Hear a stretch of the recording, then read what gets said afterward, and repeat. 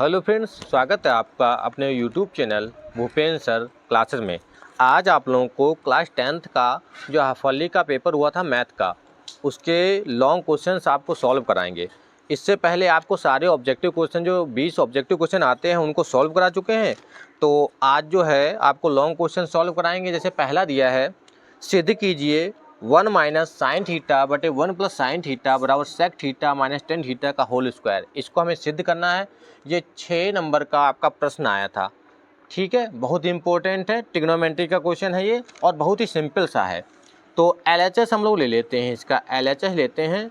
LHS क्या दिया है, 1 माइनस साइन थीटा बटे 1 प्लस साइन थीटा, ये दिया है।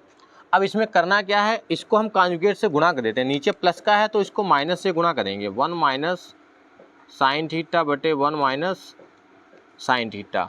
अगर नीचे माइनस दिया होता तो प्लस से गुणा करते, सिंपल सा है। कॉन्जुगेट से गुणा कराएंगे जब, तो ऊपर हो गया 1 माइनस साइन थीटा का होल स्क्वायर, नीचे हो गया एक बार दिया है प्लस में, एक बार दिया है माइनस में। तो आपको फार्मूला पता होगा कि a प्लस बी और a माइनस बी, अगर ये दिया होता है तो उसको हम लिख देते हैं a square minus B square लिख देते हैं।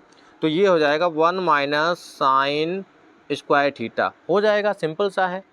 ठीक है, तो ऊपर तो दिया है 1 माइनस साइन थीटा का होल स्क्वायर, और ये जो मान होता है ये होता है कॉस स्क्वायर थीटा का, पता होगा आपको।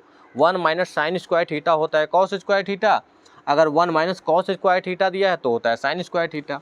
अब इन दोनों को क्या करते हैं, इन दोनों को हम एक में कर लेते। यहाँ भी स्क्वायर है, यहाँ भी स्क्वायर है, दोनों का स्क्वायर है तो क्या हो जाएगा 1 माइनस साइन थीटा बटे कॉस थीटा का पूरे का हो गया होल स्क्वायर। अब इसको क्या करना है, दोनों को अलग अलग कर लेना है। बस ऊपर इसको लिख देना है 1 अपान cos theta minus sine theta बटे कॉस थीटा, ये हो गया। और इस पूरे का लगा दिया होल स्क्वायर। ठीक है, और ये क्या हो जाएगा, 1 माइनस कॉस होता है सेक थीटा, ये क्या होता है सेक थीटा, माइनस ये हो जाएगा टेन थीटा, और इसका हो गया होल स्क्वायर। और यही तो हमें सिद्ध करना था। सिंपल सा है, बहुत ही अच्छा क्वेश्चन है और 6 नंबर का है, लॉन्ग में आया है ये आपका, इसमें आपको लॉन्ग में मिला है। तो ये आ गया RHS, लिख देंगे अतः LHS बराबर RHS।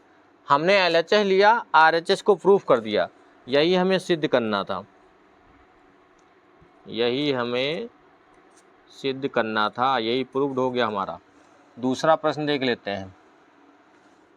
ये था 24 नंबर का, अथवा करके जो दिया था, ये ज़्यादा सिंपल सा था, इसको आपको ज़्यादा टाइम नहीं लगेगा लगाने में।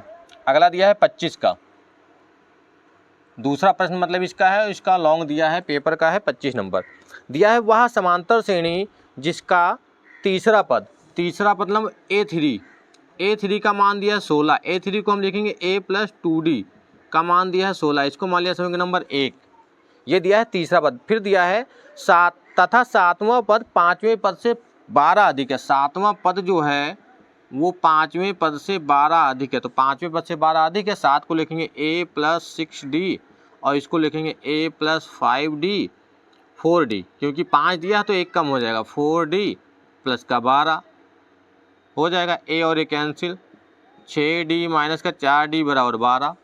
समझ में आ गया, बहुत ही सिंपल प्रश्न आपके आए थे, दोनों लॉन्ग क्वेश्चंस।